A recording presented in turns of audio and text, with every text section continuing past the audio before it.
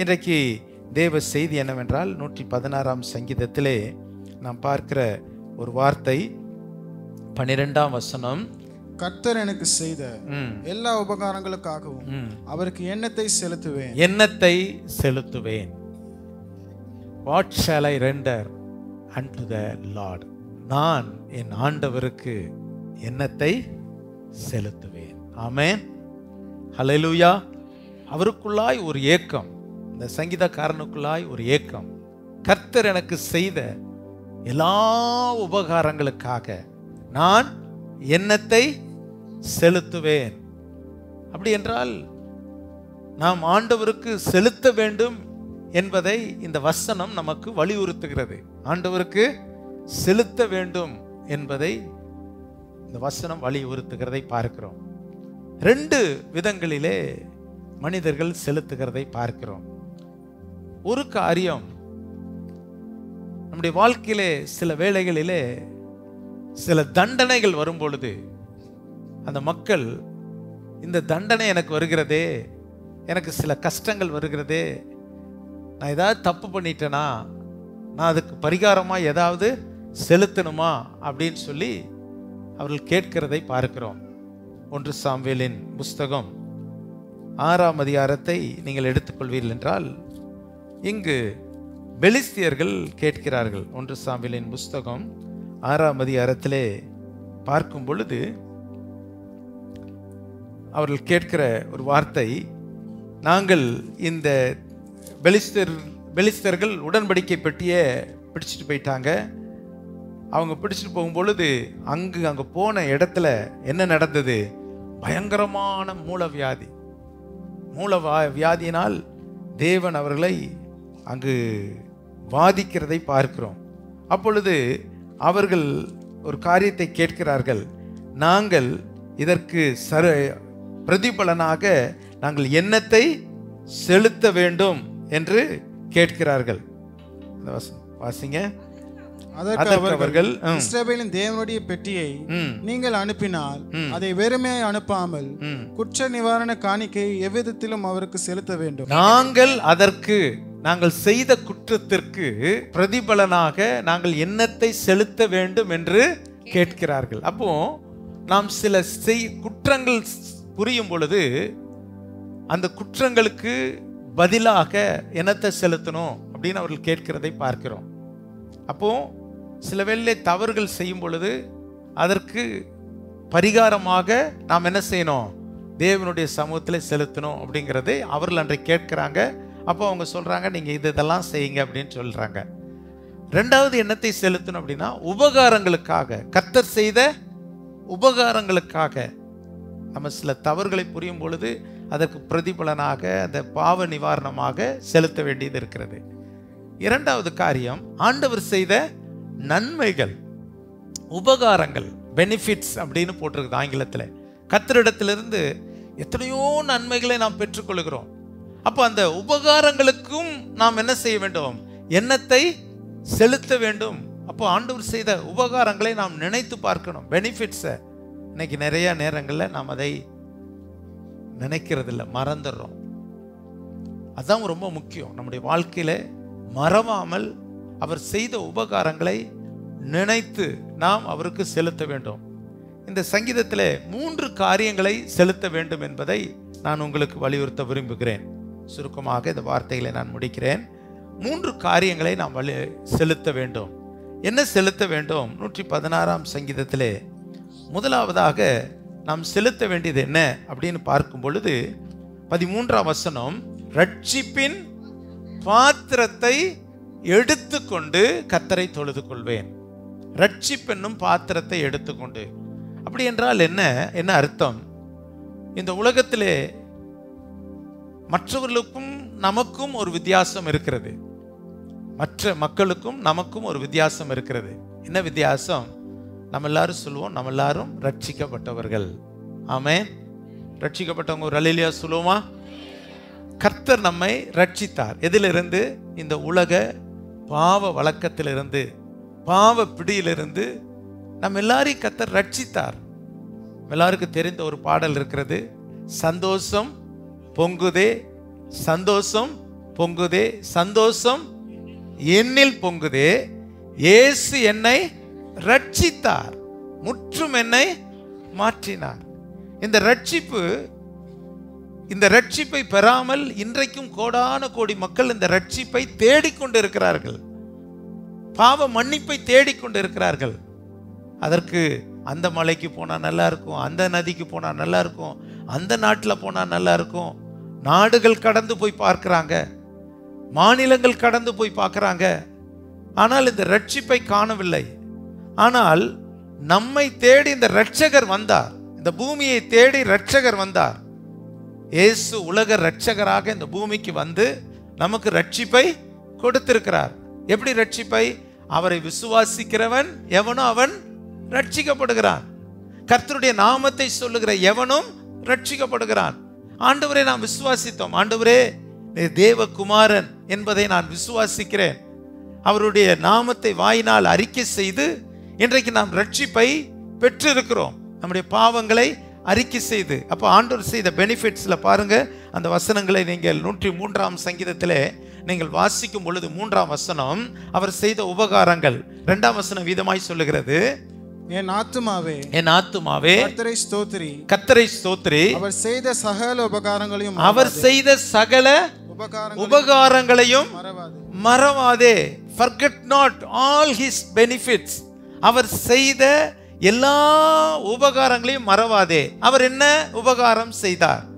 அடுத்த வசனம் 3ஆம் வசனம், அவர் உன் அக்கிரமங்களை மன்னித்தார். முதல் ஆண்டவர் கொடுத்த பெனிஃபிட்ஸ் என்ன தெரியுங்களா? உபகாரம் என்ன தெரியுமா? நம்முடைய அக்கிரமத்தை ஆண்டவர் மன்னித்தார். ஒரு அல்லேலூயா சொல்லுங்க பார்க்கலாம். மனுஷர்கள் செய்த தப்பிதங்களை நம்ம மன்னிக்கிறோமா? நம்ம சொல்றோம், நம்ம ஸ்டேட்மெண்ட் என்ன தெரியுமா? செத்தாலும் நான் என்ன பண்ண மாட்டேன், மன்னிக்கவே மாட்டேன். நீங்க மன்னித்து பழகணும், நீங்க மன்னிக்கலைன்னா தேவனுடைய பிள்ளையே இல்லை. நம்முடைய ஆண்டவர் மன்னித்தார். யாரை குறிச்சாது இன்னும் நீங்க உங்க மனசுக்குள்ள அவங்கள குறிச்ச ஒரு காரியத்தை நீங்க வச்சுக்கிட்டு மன்னிக்காம இருந்தீங்கன்னா நம்ம பரலோகத்துக்கு போக முடியாது. ஆண்டவர் நம்முடைய பாவங்கள் எல்லாம் மன்னித்தார், அக்கிரமங்கள் எல்லாம் மன்னித்தார். அதுதான் ரட்சிப்பு. இயேசு என்னை ரட்சித்தார். என் பாவத்தை அவர் மன்னிச்சிட்டாரு, என் பாவத்தை அவர் நினைக்கவே இல்லை. எத்தனை பாவம் செய்யறோம், பாவம் செய்யலன்னு யாராவது சொல்ல முடியுமா? ஒருத்தரும் சொல்ல முடியாது. நின்று பேசுற பாஸ்டரும் சொல்ல முடியாது. நம்ம எல்லாரும் இந்த உலகத்தில் வாழ்றோம், நம்மளை அறியாம எண்ணத்திலோ பார்வையிலோ சிந்தையிலையோ செய்கையிலையோ தப்பு செய்கிறோம், பேச்சில் தவறு செய்கிறோம். வாய் சும்மா இருக்க மாட்டேங்குது, ஏதாவது பேசுது. கண்ணு சும்மா இருக்க மாட்டேங்குது. ஆனாலும் வேதம் சொல்லுகிறது, அவர் நம்முடைய பாவங்களுக்கு தக்கதாக நமக்கு செய்யாமலும் நம்முடைய அக்கிரமங்களுக்கு தக்கதாக நமக்கு சரி கட்டாமலும் இருக்கிறார். பாவத்துக்கு தக்கதாக கர்த்தர் நமக்கு செய்திருந்தா இங்க யாருமே இருக்க முடியாது. பழைய ஏற்பாட்டின் காலத்துல கண்ணுக்கு கண், பல்லுக்கு பல், அவ்வளவுதான். ஒரு தப்பு செஞ்சுட்டா உடனே அவனை கொன்றுன்றுவாங்க, அடுத்தவன் தப்பு செய்ய மாட்டான். இது கிருபையின் காலம். அதனால எல்லாரும் என்ன செய்யறாங்க, பயங்கரமா பாவம் பெருகுது. ஆனாலும் கிருபையுள்ள தேவன் பொறுமையாய் இருக்கிறார். இன்னைக்கு இல்லை, நாளைக்காவது இவன் ரட்சிக்கப்பட்டுருவான், என் பிள்ளை நாளைக்காவது மனம் திரும்பிடுவான், எனக்கு என் பிள்ளை நிச்சயமா ஒரு மனமாற்றம் அவருடைய வாழ்க்கையில வரும் அப்படின்னு சொல்லி ஆண்டவர் பொறுமையோடு கூட காத்து கொண்டு இருக்கிறார். அப்ப நம்ம ஆண்டவரிடத்துல மனம் திரும்பி, ஆண்டவரே நான் ஒரு பாவி ஆண்டவரே அப்படின்னு சொல்லி நாம் மனம் திரும்பினால் அந்த ரட்சிப்பை காத்து கொள்ளுகிறோம். வேதம் சொல்லுகிறது, முடிவு பரியந்தம் நிலை நிற்பவனே ரட்சிக்கப்படுவான். ஏதோ ஒரு நாள் நாம் அழுது ஒப்பு கொடுத்து ஆண்டவரிடத்தில் நம்முடைய பாவங்களை அறிக்கை செய்து ரட்சிக்கப்படுவது மாத்திரமல்ல, ஒவ்வொரு நாளும் நாம் நம்மை சுத்திகரிக்க வேண்டும். ஒவ்வொரு நாளும் காலையில் எழுந்த, ஆண்டவரே இந்த நாளிலே என் வாழ்க்கையில் ஏதாவது தவறு இருந்தால் மன்னிங்கப்பா அப்படின்னு சொல்லி நம்மை சுத்திகரித்து நாம் இன்னும் பரிசுத்தத்திற்கு நேராய் கடந்து செல்ல வேண்டும். யோபு பக்தன் என்ன செய்தார் என்றால், தன்னுடைய குடும்பத்தார் எல்லாருடைய பாவங்களுக்காய் அவர் தினந்தோறும் பாவ நிவாரண பலியை செலுத்தினாங்க. பெரிய பணக்கார குடும்பம், என்ன எப்போ பார்த்தாலும் ஒரே விருந்து கொண்டாட்டம், கூடுகை, ஃபேமிலி கெட் டுகெதர் நடக்குது. அப்போ கூடும்போது ஒன்று பேசிக்கிறாங்க. தகப்பன் பார்க்குறாரு, ஐயோ பேச்சில் ஏதாவது தப்பு செய்திடக்கூடாதே அப்படின்னு சொல்லி அவர்களை குற்ற நிவாரண பலியாக தினந்தோறும் அவர் செலுத்துகிறார். நாம் அதனுடைய அர்த்தம் என்ன? தினந்தோறும் காலையில், ஆண்டவரே நேற்றைக்கு என்னுடைய வாழ்க்கையில் ஏதாவது தவறு இருந்தால், நைட்டு படுக்கும் பொழுதே இதை ஜெபம் பண்ணிட்டு தான் படுக்கணும். நான் ஜெபம் பண்ணும்போது இந்த வார்த்தையை பயன்படுத்தி, இந்த ராத்திரி உம்முடைய வருகை இருக்குமானால் ஆண்டவரே என் பாவங்களை மன்னித்து உம்மோடு கூட சேர்த்து கொள்ளும். நம்மை கழுவி சுத்திகரித்து கொண்டு நாம் படுக்கைக்கு செல்வது நல்லது. காலையிலிருந்து நாம் கர்த்தருடைய சமூகத்தில் நம்மை ஒப்பு கொடுப்பது நல்லது. அப்படிதான் ரட்சிப்பை காத்துக்கொள்ள வேண்டும். சபை மக்களுக்கு சொல்றது என்ன தெரியுமா? ஏதோ ஒரு நாள் நம் வசனத்தை கேட்பது மாத்திரமல்ல, ஒரு நாள் தியானிப்பது மாத்திரமல்ல, அனுதினமும் ஆண்டவரோடு கூட நாம் வாழ வேண்டும். நம்முடைய ரட்சிப்பை புதுப்பித்துக் கொள்ள வேண்டும், காத்துக்கொள்ள வேண்டும். தாவீது ஒரு பெரிய பரிசுத்தவான், தேவனால் தெரிந்து கொள்ளப்பட்டவர். ஆனால் அவர் வாழ்க்கையில பாவத்தில் விழுந்தார். சங்கீதம் 51ஆம் சங்கீதத்தில் அவர் விழுந்ததை நாம் பார்க்கிறோம். 12ஆம் வசனத்தில் அவர் விதமாய் சொல்லுகிறார், ரட்சிப்பின் சந்தோஷத்தை திரும்ப எனக்கு தந்து, திரும்ப எனக்கு தந்து உற்சாகத்தின் ஆவி என்னை தாங்கும்படி செய்யும். அப்ப ஏதோ அவர்கிட்ட இருந்த உற்சாகத்தை இழந்துட்டாரு, ரட்சிப்பை இழந்துட்டாரு. ஆகவே இவர் மறுபடியும் கேட்கிறார், ஆண்டவரே அந்த ரட்சிப்பை இழந்துட்டேன். இங்க உட்கார்ந்து இருக்கிற விசுவாசிகள், ஊழியக்காரர்கள், நம்ம ஆரம்பத்திலிருந்து அந்த ரட்சிப்பின் அனுபவம் நமக்குள் இருக்கிறதா? இழந்திருப்போமானால் இந்த காலவெளியில கர்த்தர் செய்த உபகாரம் என்ன? அக்கிரமத்தை மன்னித்தார். ஆண்டவரே நான் ரட்சிப்பின் பாத்திரத்தை எடுத்துக்கொண்டு நான் அந்த ரட்சிப்பை பெற்றவனாக, ரட்சிக்கப்பட்டவனாக, ரட்சிப்பை இழந்தவனாக மாறக்கூடாது. அனுதினம் அந்த ரட்சிப்பை காத்துக்கொண்டு, இன்னைக்கு ஆலயத்திற்கு எத்தனையோ பேர் வர மாட்டேங்கிறாங்க. ஏன்னா ரட்சிக்கப்பட்டவங்க தான், ஆனால் ரட்சிப்பை இழந்துட்டாங்க. அவங்களுக்கு அந்த நாட்கள்ல அந்த ஆலயம் தேவைப்பட்டுச்சு. ஒரு காலம் வந்த உடனே அது அப்படியே அவங்களுக்கு என்னாச்சு? ஒரு வெறுப்பா மாறிடுச்சு, துக்கமா மாறிடுச்சு, வரமாட்டே நிற்கிறாங்க. ஆனால் இன்றைக்கு கர்த்தர் நம்ம எல்லாரையும் இதுவரை நிலை நிறுத்தி இருக்கிறார். அல்லேலூயா. ஆகவே கர்த்தர் செய்த உபகாரங்களுக்கு நாம் செய்ய வேண்டிய முதலாவது காரியம், ரட்சிப்பின் பாத்திரத்தை எடுத்துக்கொண்டு நாம் நம்மை சீர்படுத்தி, நான் ரட்சிக்கப்பட்டிருக்கிறேன், அந்த ரட்சிப்பை காத்துக்கொண்டு அந்த ரட்சிக்கப்பட்டவர்களாக நின்று கர்த்தரை என்ன செய்ய வேண்டும்? தொழுது கொள்ள வேண்டும் என்று சொல்லி பார்க்கிறோம். இரண்டாவதாக இந்த இடத்துல எதை செலுத்த வேண்டுமாம்? 14ஆம் வசனத்தை வாசியுங்கள். நான் கர்த்தருக்கு செய்த பொருத்தனைகளை அவருடைய ஜனங்கள் எல்லாருக்கும் முன்பாகவும் செலுத்துவேன். இரண்டாவது என்ன செலுத்த வேண்டும்? என்னத்தை செலுத்த வேண்டும்? முதலாவது ரட்சிப்பின் பாத்திரத்தை எடுத்து கர்த்தரை தொழுது கொள்ள வேண்டும். அப்படி என்பது நம்முடைய ரட்சிப்பை ஒவ்வொரு நாளும் புதுப்பித்து நாம் கர்த்தருக்கு தொழுகை செய்ய வேண்டும். இரண்டாவது எதை செலுத்த வேண்டுமாம்? பொருத்தனைகளை செலுத்த வேண்டும். பொருத்தனைகளை செலுத்த வேண்டும். கிறிஸ்தவ வாழ்க்கையிலே பொருத்தனை என்பது மிகவும் முக்கியம். ஒரு அல்லேலூயா சொல்றீங்களா? ஆமென். பொருத்தனைகளை செலுத்தி நாம் கர்த்தரை என்ன செய்ய வேண்டும்? கனப்படுத்த வேண்டும். வேதத்திலே நீங்கள் வாசிப்பீர்கள் என்றால் 1 சாமுவேலின் புஸ்தகம் 1ஆம் அதிகாரத்திலே நாம் வாசிக்கும் பொழுது 11ஆம் வசனம் 21ஆம் வசனம், சேனைகளின் கர்த்தாவே தேவரீர் உம்முடைய அடியானின் சிறுமையை கண்ணோக்கி பார்த்து உம்முடைய அடியாளை மறவாமல் நிலைத்தருளி உம்முடைய அடியாளுக்கு ஒரு ஆண் பிள்ளையை கொடுத்தால் அவன் உன் உயிரோடு இருக்கும் சகல நாளும் நான் அவர்களை கர்த்தருக்கு ஒப்பு கொடுப்பேன். அவர் தலையின் மேல் சவரன் கத்தி படுவதில் என்று ஒரு பொருத்தனை பண்ணினார். பாருங்கள், ஒரு தன் வாழ்க்கையிலே ஒரு கண்ணீரான ஒரு சூழ்நிலை. அன்னால் நல்ல புருஷன், நல்ல அன்பான புருஷன், அவர் ஒரு வார்த்தை சொல்லுகிறார், 10 பிள்ளையை பார்க்கல நான் உனக்கு அதிகம் அல்லவா அப்படிங்கிறாரு. அப்படின்னா என்ன? இந்த அன்னாள் கண்ணீர் வடிக்கிறார். பெனினாளுக்கு அவளுடைய புருஷன் எல்கானாவுக்கு ரெண்டு மனைவிகள். பெனினாள், அவளுக்கு பிள்ளைகள் இருக்கிறாங்க. அவ வேதனைப்படுத்துறா. ஆனால் அன்பான இந்த புருஷன் சொல்லுகிறார், ஏமா நீ அழுகிற? ஏன் நீ அழுகிற? நான் அந்த 10 பிள்ளையை பார்க்கல உனக்கு அதிகம் அல்லவா? இதை போல எல்லா புருஷனும் இருக்கணும். புருஷன்மார் எப்படி இருக்கணும்? புருஷன்மார் எப்படி இருக்கணும்? அன்னாளுடைய கணவர் மாதிரி இருக்கணும். மனைவி என்ன பண்ணணும்? தேற்றணும். ஏன் அழுகிற? ஏன் அழுகிறன்னு தேற்றுகிறவளா இருக்கணும். அந்த கணவர் போல நம்ம வாழ்ந்தா நல்லா இருக்கும். அண்ணாளுக்கு அது ஒரு பெரிய ஆறுதல் தான். இப்படி ஒரு கணவர், சிலர்லாம் சொல்லுவாங்க, என் கணவர் என்ன பண்ண மாட்டேங்கிறான், கண்டுக்கவே மாட்டேங்கிறாரு, என்னன்னே கேட்கறது இல்லை. அப்படிலாம் இருக்கக்கூடாது. கணவருடைய வேலை என்ன? நாம் மனைவி என்ன செய்யணும்? அணைத்து கொண்டு போகணும். அவளை விசாரிக்கணும். அந்த வார்த்தை ரொம்ப அருமையான வார்த்தை. அந்த வார்த்தையை வாசிங்க பார்க்கலாம். 1 சாமுவேலின் புஸ்தகம் 1ஆம் அதிகாரத்தில் அன்னாலே ஏன் அழுகிறாய், ஏன் சாப்பிடாது இருக்கிறாய், ஏன் சஞ்சலப்படுகிறாய்? நம்ம என்ன சொல்றோம், நீ சாப்பிட்டா சாப்பிடு, சாப்பிடாட்டா ஓ அப்படின்ட்டு நம்ம பாட்டுக்கு போட்டு கொட்டிட்டு சாப்பிட்டு போயிடக்கூடாது. நீ ஏன் சாப்பிடாம இருக்கிற, ஏன் அழுகிற, ஏன் சஞ்சலப்படுகிறாய்? அப்படி புருஷரா இருக்கணும்னு சொல்லி விரும்புறவங்க கை தூக்கி ஆமேன்னு சொல்லுங்க பார்க்கலாம். கையை தூக்க மாட்டேங்கிறாங்களே. மனைவியை பார்த்து அப்படி சொல்லி பழகுங்க. அதுதான் உங்களுக்கு ஆசீர்வாதம். குடும்பம் சந்தோஷமா இருக்கும். சரி, கவனிப்போம். அப்போ இந்த சஞ்சலமான நேரத்திலையும் எவ்வளவுதான் புருஷன் தேற்றினாலும் அந்த உள்ள இருக்கிற அந்த ஏக்கம் இருக்கு பார்த்தீங்களா, அண்ணாளுக்கு தாங்க முடியல. இன்னைக்கு தேவ சமூகத்தில் போய் ஜெபம் பண்ணும். எப்படி ஜெபம் பண்ணாங்க? பொருத்தனையோடு ஜெபித்தார்கள். ஆமென். பொருத்தனை செலுத்த வேண்டும்.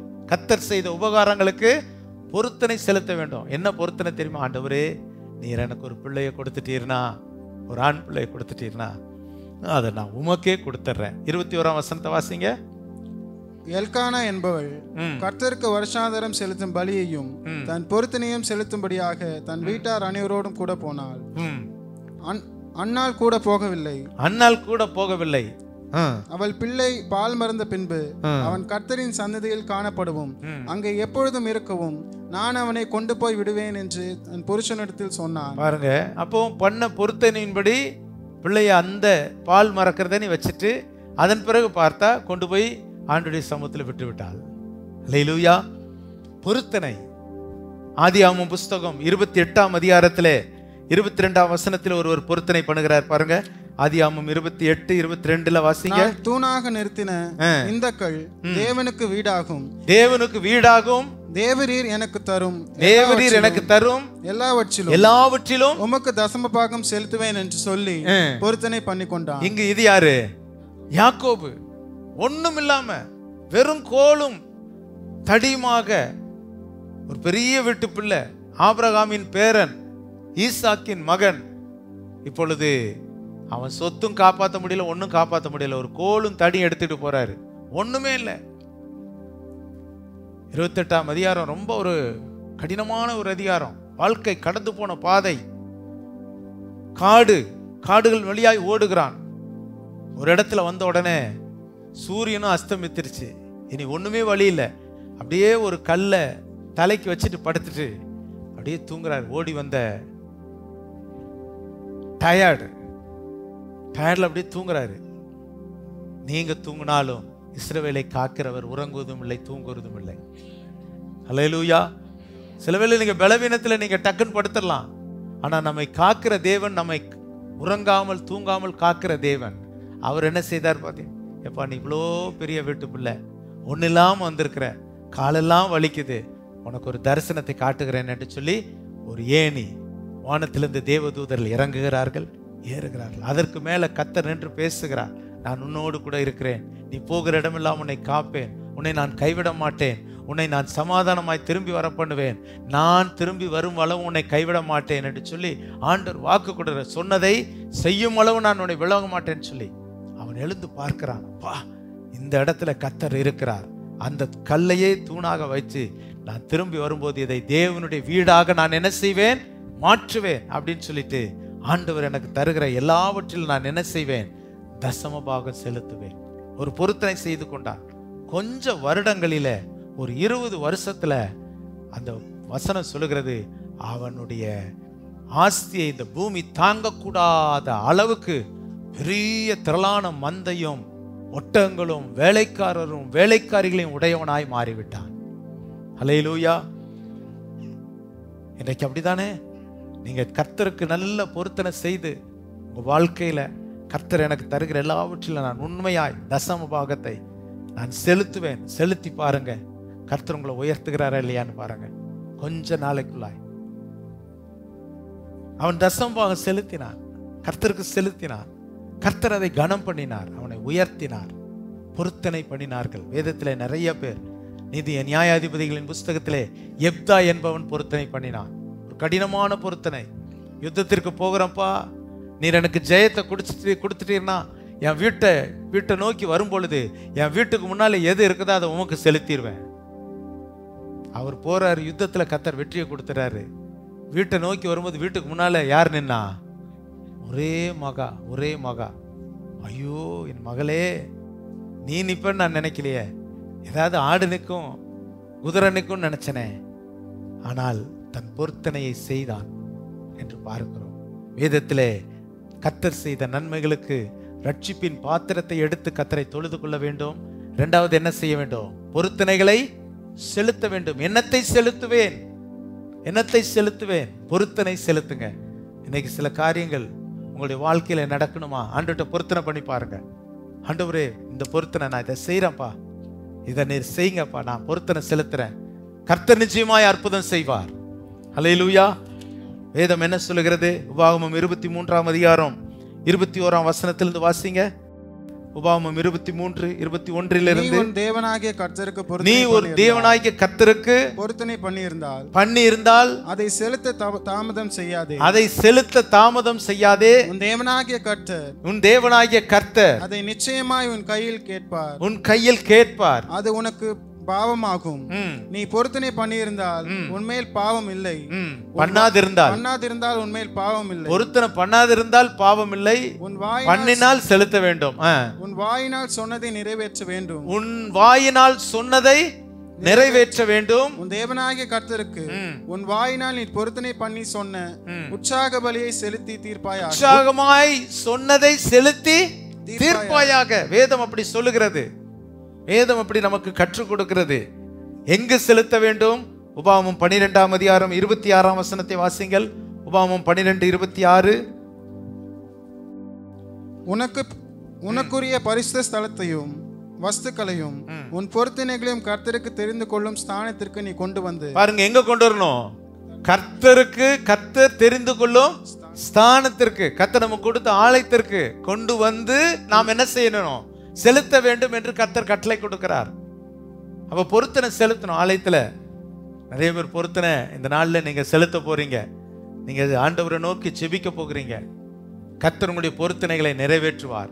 உங்கள் வாழ்க்கையில் அற்புதம் செய்வார். இரண்டாவது எதை செலுத்தணும்? பொருத்தனை செலுத்தணும். மூன்றாவதாக 116ஆம் சங்கீதத்திலே மூன்றாவது எதை செலுத்த வேண்டும்? 17ஆம் வசனம். நான் நமக்கு ஸ்தோத்திர பலியை செலுத்த வேண்டும். முதலாவது ரட்சிப்பின் பாத்திரத்தை எடுத்து கர்த்தரை தொழுது கொள்ள வேண்டும். இரண்டாவது பொருத்தனைகளை செலுத்த வேண்டும். மூன்றாவது ஸ்தோத்திர பலியை செலுத்த வேண்டும். சொல்லுங்க பார்க்கலாம். ஸ்தோத்திர பலியை குறித்து நீங்கள் வேதத்தில் வாசித்தால் எபிரேயருக்கு எழுதின நிருபம் 13ஆம் அதிகாரம் 15ஆம் வசனத்தை வாசிங்கள். எபிரேயர் 13:15.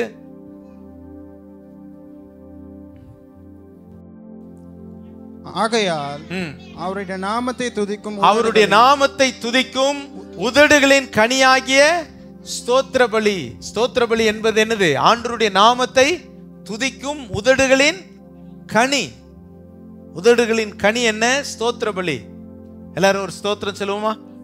கர்த்தருக்கு ஸ்தோத்திரம் சொல்லுங்க. கர்த்தருக்கு ஸ்தோத்திரம். அடிக்கடி பாஸ்டர் சொல்றாங்க கர்த்தருக்கு ஸ்தோத்திரம் உண்டாவதாக அப்படின்னு. எதற்கு சொல்றாங்க? எதை செய்தாலும் ஆண்டவரை ஸ்தோத்திரம் பண்ணணும். ஸ்தோத்திரம் என்பது 34ஆம் சங்கீதம் 1ஆம் வசனம். கர்த்தரை நான் எக்காலத்திலும் ஸ்தோத்திரிப்பேன், அவர் துதி எப்பொழுதும் என் வாயில் இருக்கும். துதி நம்முடைய வாயில் இருந்து கொண்டே இருக்க வேண்டும். துதித்துக்கிட்டே இருக்கிறவங்க வாயில என்ன வராது? கெட்ட வார்த்தை வராது. இருக்கிறவங்க யாராவது கெட்ட வார்த்தை பேசுறீங்களா? நீங்க துதிக்கலன்னு அர்த்தம். கெட்ட வார்த்தை வரக்கூடாது. ஸ்தோத்திரத்தை தவிர வேற எந்த வார்த்தையும் நமக்கு வரக்கூடாது.